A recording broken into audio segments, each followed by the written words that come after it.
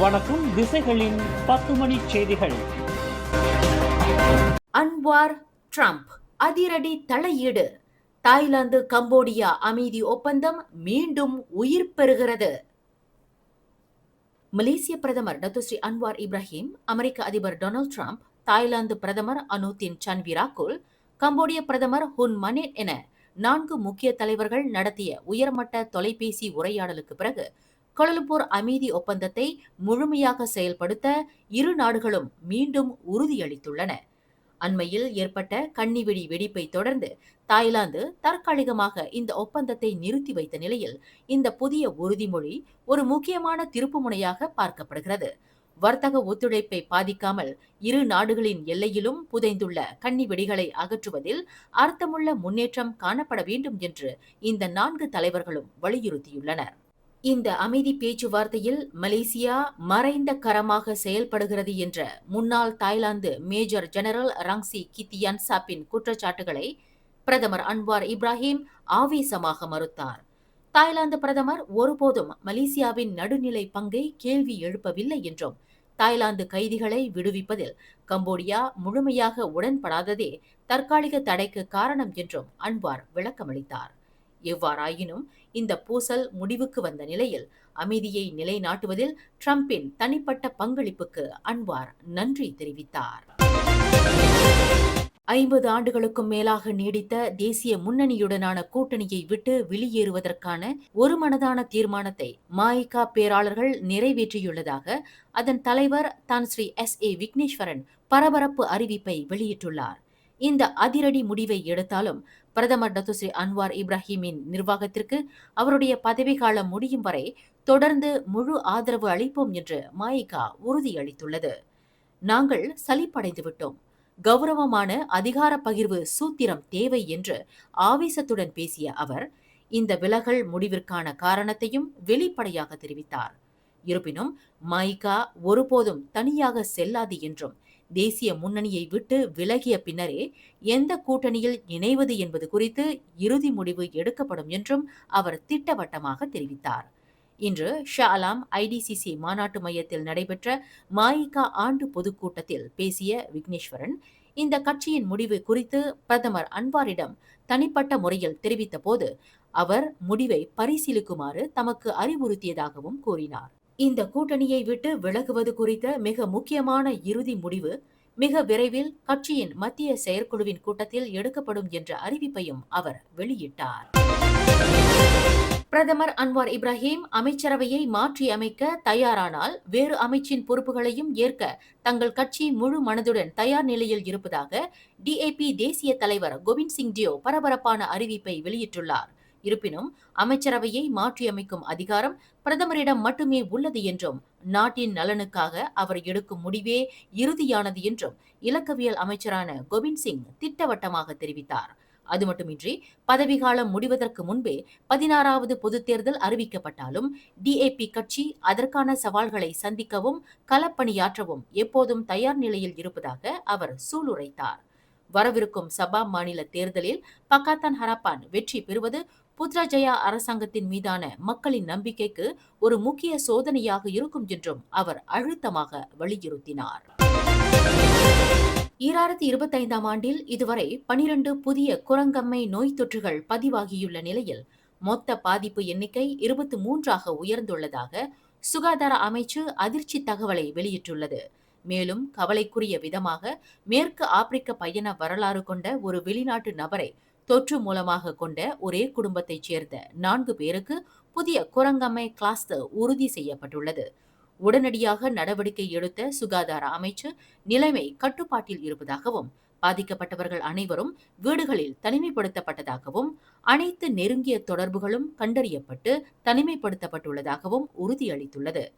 காய்ச்சல், தோளில் கொப்புளங்கள் போன்ற குரங்கம்மை அறிகுறிகள் தென்பட்டால் பொதுமக்கள் அச்சமின்றி உடனடியாக சுகாதார நிபுணர்களை அணுகுமாறும், நோய் அறிகுறி உள்ளவர்களுடன் நெருங்கிய தொடர்பை தவிர்க்குமாறும் அமைச்சு எச்சரிக்கை விடுத்துள்ளது. கோலாலம்பூர் மாநகரை நிர்வகித்த கூட்டரசு பிரதேச அமைச்சர், மேயர்கள் என பதவிகள் மாறிய போதும் இதுவரை யாரும் தலைநகரை திறமையாகவும் நேர்மையாகவும் மேம்படுத்தும் இலக்கை அடையவில்லை என்று டிஏபி கோலாலம்பூர் தலைவர் தான் கொக் வாய் கடுமையான விமர்சனத்தை முன்வைத்துள்ளார். புதிதாக பதவியேற்ற மேயரான ஃபட்லுன் மா உஜுட்டுக்கு முன்பு 16 மாதங்களில் மேயர் மாற்றப்பட்ட அதிரடி சூழலை குறிப்பிட்ட தான் கொக் வாய், புதிய மேயர் உயர்தர நிர்வாகத்தையும் மக்கள் நலனையும் உறுதி செய்ய வேண்டும் என்று வலியுறுத்தியுள்ளார். மக்களின் வாழ்க்கை தரத்தை குறைக்கும் அதிக மக்கள் அடர்த்தி கொண்ட புதிய கட்டுமான திட்டங்களை உடனடியாக நிறுத்தி வைக்க வேண்டும் என்றும், அனைத்து நாடாளுமன்ற உறுப்பினர்களுடன் மேயர் பொது பங்களிப்பை கட்டாயமாக்க வேண்டும் என்றும் தான் கொக் வாய் கேட்டுக் கொண்டுள்ளார். மேலும் ஊழலை தடுக்கவும் மக்களாட்சி சேவையை வலுப்படுத்தவும் தலைநகரில் ஊராட்சி தேர்தலை தாமதமின்றி மீண்டும் நடத்த வேண்டும் என்று அவர் ஆவேசமாக கோரிக்கை விடுத்துள்ளார். இணைய மோசடிகள், போலியான செய்திகள், இணைய மிரட்டல்கள் ஆகியவற்றில் இருந்து இளம்பெண்களை பாதுகாக்க டிஜிட்டல் கல்வி அறிவுக்கே அதிக முன்னுரிமை அளிக்க வேண்டும் என்று பிரதமர் துணைவியார் டாக்டர் வான் அசீசா வான் இஸ்மாயில் உறுதியாக வலியுறுத்தியுள்ளார். குறிப்பாக செயற்கை நுண்ணறிவு மூலம் உண்மைக்கும் பொய்க்கும் இடையிலான வேறுபாட்டை கண்டறிவது இன்று மிகப்பெரிய சவாலாக மாறியுள்ளதாகவும், இஃது இளம் பெண்களின் பாதுகாப்பிற்கு அச்சுறுத்தலாக இருப்பதாகவும் அவர் அதிர்ச்சி தகவலை தெரிவித்தார். இன்று நடந்த தேசிய பெண்கள் சாரணியர் சீருடை இயக்கத்தின் 109வது ஆண்டு நிறைவு விழாவில் பேசிய வான் அசீசா இவ்வாறு குறிப்பிட்டார். இணைய மோசடி, இணைய மிரட்டல் போன்ற அபாயங்களில் சிக்காமல் இருக்க மாணவிகள், சீருடை சங்கத்தினர் ஆகியோரின் மத்தியில் விழிப்புணர்வும் பாதுகாப்பும் உடனடியாக உறுதி செய்யப்பட வேண்டும் என்று அவர் அவசர அழைப்பு விடுத்தார். இந்த சவால்களை எதிர்கொள்ளும் திறன் கொண்ட, தொழில்நுட்ப அறிவும் நெறிமுறையும் கொண்ட தலைமுறையை உருவாக்க அவர் இளம்பெண்கள் ஆதரவு குழுவையும் அதே விழாவில் தொடக்கி வைத்துள்ளார். ஸ்லாங்கூர் முதல்வர் அமீருடின் ஷாரியின் அலுவலகத்தில் உள்ள ஒரு முக்கிய அதிகாரி பதவிக்கு வந்த பின் கணக்கில் வராத செல்வத்தை குவித்து 3 மில்லியன் ரிங்கிட் மதிப்புள்ள பங்களாவையும் ஆடம்பர வெளிநாட்டு பயணங்களையும் அனுபவிப்பதாக மடானி என்ற பெயரிலான வாட்ஸ்அப் குழுவில் அதிர்ச்சி புகார் வெளியிடப்பட்டுள்ளது. இந்த குற்றச்சாட்டுகள் எந்த ஆதாரமும் அற்றவை, அரசியல் நோக்கம் கொண்டு காட்டுமிராண்டித்தனமான அவதூறுகள் என்று கூறி முதலமைச்சரின் அலுவலகம் இந்த செய்தியை உடனடியாகவும் ஆவேசமாகவும் மறுத்துள்ளது. இந்த அடிப்படை ஆதாரமற்ற அவதூறுகளுக்காக பாதிக்கப்பட்ட அதிகாரி சம்பந்தப்பட்ட நபர்கள் மீது கடுமையான சட்ட நடவடிக்கை எடுக்கப் போவதாகவும், காவற்படையில் புகார் அளிக்க உள்ளதாகவும் அமீருடின் ஷாரி அலுவலகம் அறிவித்துள்ளது. எனவே அரசியல்வாதிகள் பொய்யான, முதிர்ச்சியற்ற பரப்புரைகளை கைவிட்டு மாநில மேம்பாட்டையும் மக்கள் நலனையும் முக்கிய நோக்கங்களாக கவனம் செலுத்த வேண்டும் என்று முதல்வர் அலுவலகம் வலியுறுத்தியுள்ளது. பிரதமர் அன்வார் இப்ராஹிம் அண்மையில் வெளிப்படுத்திய 20 ஆண்டுகளாக செயல்பட்டு வரும் போதைப்பொருள் கடத்தல் கும்பல் உண்மையில் மலேசிய காவற்படையின் தீவிர கண்காணிப்பில் இருப்பதாக போதைப்பொருள் குற்ற புலனாய்வுத்துறை இயக்குநர் டாக்டர் உசேன் ஓமர் கான் உறுதிப்படுத்தியுள்ளார். பழங்கால கொள்கலன் கடத்தல் முறையை பயன்படுத்தும் இந்த சிண்டிகேட்டை முறியடிக்க போதைப்பொருள் குற்ற புலனாய்வு துறையானது சுங்கத்துறை, எல்லை கட்டுப்பாட்டு அமைப்புகள் உட்பட உள்நாட்டு, பன்னாட்டு முகவர் நிறுவனங்களுடன் இணைந்து தீவிரமாக செயல்படுகிறது. மேலும் இந்த சட்டத்திற்கு புறம்பான நடவடிக்கைகளில் அரசியல்வாதிகளின் பங்களிப்பு குறித்து பிரதமர் எழுப்பிய கேள்விக்கு அது தொடர்பான முக்கியமான விசாரணைகள் தற்போது முழு வீச்சில் நடைபெற்று வருவதாகவும் அவர் வெளிப்படையாக தெரிவித்தார். கில்லான் துறைமுகத்தில் இருந்து சென்று ஆஸ்திரேலியாவில் பிடிபட்ட போதைப்பொருள் கொள்கலன் தொடர்பான தடயவியல் அறிக்கைகளை ஆஸ்திரேலிய அதிகாரிகளுக்கு வழங்கி குற்றவாளிகளை நீதிமன்றத்தில் நிறுத்துவதற்கான நடவடிக்கைகளை போதைப்பொருள் குற்ற புலனாய்வுத்துறை முடுக்கிவிட்டுள்ளது.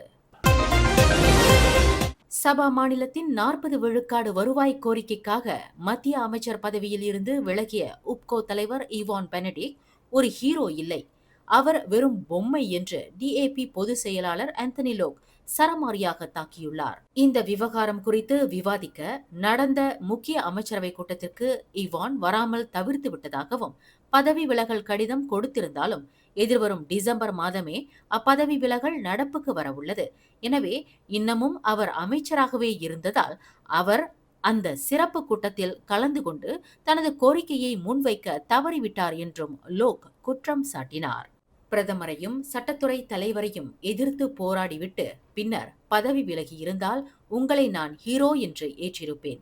இப்போது நீங்கள் வெறும் நாடகம் மட்டுமே ஆடுகிறீர்கள் என்று லோக் நேரடியாக ஈவானுக்கு சவால் விடுத்தார். மேலும் சபா மக்கள் உணர்ச்சிகரமான மோதல் அரசியலில் கவனம் செலுத்தாமல் மாநிலத்தின் நீண்டகால வளர்ச்சிக்கு மத்திய மாநில அரசுகளுக்கு இடையேயான உறுதியான ஒத்துழைப்பே அவசியம் என்றும் லோக் வலியுறுத்தியுள்ளார். எல்டிபி எனப்படும் டமன்சாரா பூச்சோங் நெடுஞ்சாலையில் உள்ள பத்து திகப்லாஸ் பூச்சோங் சுங்கச்சாவடி அருகே நேற்றிரவு நடத்தப்பட்ட அதிரடி சோதனையில் 115 மோட்டார் சைக்கிள்கள் மீதும் 120 ஓட்டுநர்கள் மீதும் சோதனையிடப்பட்டது. இந்த நடவடிக்கையின் விளைவாக சட்டத்திற்கு புறம்பாக மாற்றி அமைக்கப்பட்ட 14 மோட்டார் சைக்கிள்கள் பறிமுதல் செய்யப்பட்டதுடன் பல்வேறு போக்குவரத்து விதிமீறல்களுக்காக 56 சமன்கள் வழங்கப்பட்டதாக சுபங்ஜயா மாவட்ட காவற்படை தலைவர் assistant commissioner Wan Azlan Wan Mamat தெரிவித்தார். குறிப்பாக ஒரு மோட்டார் சைக்கிள் ஓட்டி மது போதையில் வாகனம் ஓட்டியதற்காகவும் 4 பேர் ஆபத்தான வகையில் வாகனம் செலுத்தியதற்காகவும் உடனடியாக விசாரிக்கப்பட்டனர். இந்த நடவடிக்கைகள் மூலம் பெற்றோர்கள் தங்கள் பிள்ளைகளின் நடவடிக்கைகளை கண்காணித்து மோட்டார் சைக்கிள் பந்தயம் போன்ற ஆபத்தான செயல்களில் அவர்கள் ஈடுபடுவதை தடுக்க வேண்டும் என்று ஒன் அஸ்லான் வலியுறுத்தினார். கிடாஹ் குலிம் கம்போங் பர்லிஷா பகுதியில் நண்பர்களுடன் குளித்துக் கொண்டிருந்த 9 வயது சிறுவன் எதிர்பாராத விதமாக சுமார் 2 மீட்டர் ஆழம் கொண்ட குட்டைக்குள் சென்று மூழ்கியதில் பரிதாபமாக உயிர் இழந்தான். தன் கண்முன்னே நண்பன் நீரில் தத்தளிப்பதைக் கண்ட 13 வயது சிறுவன் அவனை காப்பாற்ற எவ்வளவோ முயன்றும் தோல்வியடையவே உடனடியாக உதவிக்காக கிராம மக்களை அழைத்தான். சம்பவ இடத்துக்கு விரைந்த சிறுவனின் தந்தையும் கிராம மக்களும் சுமார் 30 நிமிடங்கள் போராடி அந்த சிறுவனின் சடலத்தை ஆழத்திலிருந்து மீட்டதாக குலிம் மாவட்ட காவற்படை தலைவர் குலிம் சூப்பரிண்டென்டன்ட் ஜுல்கிஃப்லி அசீசான் தெரிவித்தார். இந்த துயர சம்பவம் குறித்து தகவல் அறிந்த குலிம் மாவட்ட காவற்படையினர் வழக்கு பதிவு செய்து மேலும் இதுபோன்ற ஆபத்தான இடங்களில் மக்கள் செல்வதை தடுக்க விழிப்புணர்வை ஏற்படுத்தி வருகின்றனர். இன்று நண்பகல் 1:30 மணியளவில் ஜலான் சுங்காய் ரங்கிட் கொத்ததிங்கி சாலையில் நிகழ்ந்த கோர விபத்தில் முறையே 24, 28 வயதுடைய இளம் கணவன் மனைவி இருவரும் படுகாயமடைந்து சம்பவ இடத்திலேயே பரிதாபமாக உயிர் இழந்தனர். கட்டுப்பாட்டை இழந்த அவர்களின் மைவி ரக கார் எதிர் திசையில் வந்த அன்லோடட் பாம் ஆயில் லாரி மீது மோதியதில் இந்த கோர விபத்து நிகழ்ந்ததாக கொத்ததிங்கி மாவட்ட காவற்படை தலைவர் சூப்பரிண்டென்டன்ட் யூசுப் ஒத்மான் தெரிவித்துள்ளார். அதிர்ஷ்டவசமாக காரில் குழந்தைகள் பாதுகாப்பு இருக்கையில் அமர்ந்திருந்த 6 மாத பெண் குழந்தைக்கு தலையில் காயம் ஏற்பட்டு கொத்ததிங்கி மருத்துவமனையில் சிகிச்சைக்காக அனுமதிக்கப்பட்டுள்ளது. இந்த விபத்து தொடர்பாக கொத்ததிங்கி மாவட்ட காவற்படையினர் 1987 சாலை போக்குவரத்து சட்டம் 41(1) கீழ் தீவிர விசாரணையை தொடங்கியுள்ளனர். நேற்று நண்பகல் 1:30 மணியளவில் ரஹாங்கிலிருந்து கம்போங் கோண்டோ வரை 1 மணி நேரம் நீடித்த திரைப்பட பாணி துரத்தலுக்கு பிறகு மின்கம்பி திருட்டு கும்பலைச் சேர்ந்த 2 வரை சிரம்பான் காவற்படை அதிரடியாக கைது செய்தது. சந்தேக நபர்கள் ஓட்டி வந்த சாம்பல் நிற ஹோண்டா சிவிக் FD கார் பொது வாகனத்தின் மீது மோதி பின்னர் ஒரு மரத்தில் மோதி விபத்துக்குள்ளானதை அடுத்து 5 பேர் கொண்ட கும்பலில் 2 பிடிக்கப்பட்டதாக சிரம்பான் மாவட்ட காவற்படை தலைவர் அசிஸ்டன்ட் கமிஷனர் அசஹா அப்துல் ரஹீம் தெரிவித்தார். பிடிபட்ட 2 மின்கம்பி வெட்டிகள், சம்மட்டிகள், TM என எழுதப்பட்ட ஆடைகள், எரிக்கப்பட்ட செம்பு கம்பிகள் உள்ளிட்ட பல்வேறு திருட்டு கருவிகள் பறிமுதல் செய்யப்பட்டன.